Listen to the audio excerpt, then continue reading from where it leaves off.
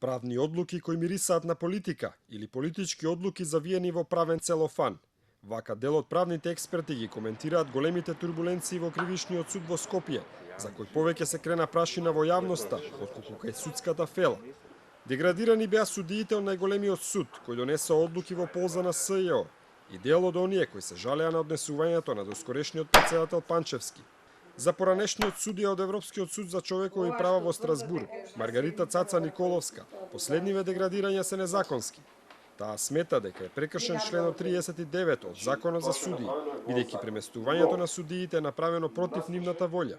Просто да не можам да поверувам дека еден само човек, нека и председател, нека и веде председател, дека може вакви одлуки да донесе без консултација и без имање на мислењето на учесниците за кои што се однесуваат овие одлуки. Носење на вакви одлуки секако не ја подобрува сликата за независноста во судството. Напротив. Според неа, во конкретниот случај, неа се немолкот на судскиот совет и советот на факти. Јас не сум слушнала реакција од страна на советот за факти, нити па сум слушнала дека дадена е некоја изјава од нивна страна. Единствено, она што вие новинарите го презентиравте како изјава на председателот на судскиот совет. Така да, дали ќе реагираат или нема да реагираат, не можам да кажам. Меѓутоа, треба да реагираат, можат да реагираат и неопходно е потребно да реагираат. Судскиот совет сепак го крена гласот, но не за турбуленциите во најголемиот суд, туку против новинарите кои известуваа за случувањето.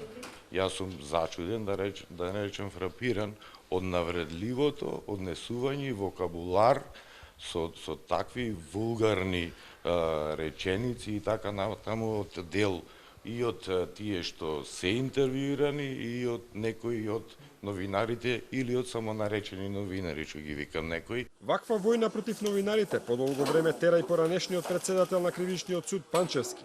Веб-сајтот на овој суд е препон со соопштенија во кои неретко се рецензираат и новинарски текстови. Нервозата се зголеми откако СЈО почна да ги отвара истрагите кои презлегуваат од така наречените бомби на опозицијата. Токму две од бомбите пукнаа директно во правосудниот систем на земјава.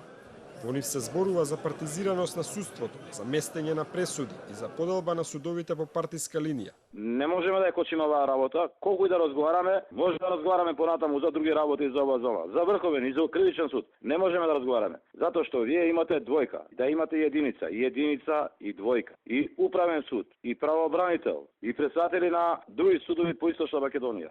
Заменик у врховен, заменик у апелација. Ја мислам дека е тука ситуирано како никогаш до сега.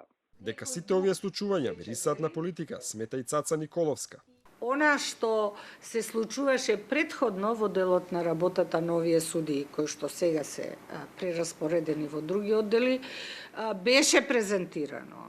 И имајќи во предвид таквите нивни одлуки визави одлучувањето на специјалното јавно обвинителство, третманот, обструкциите кои што се прават на специјалното јавно обвинителство, апсолутно не е тешко да се заклучи дека постои огромно влијание во донесување и во постапувањето од страна на овие органи за кои што зборував.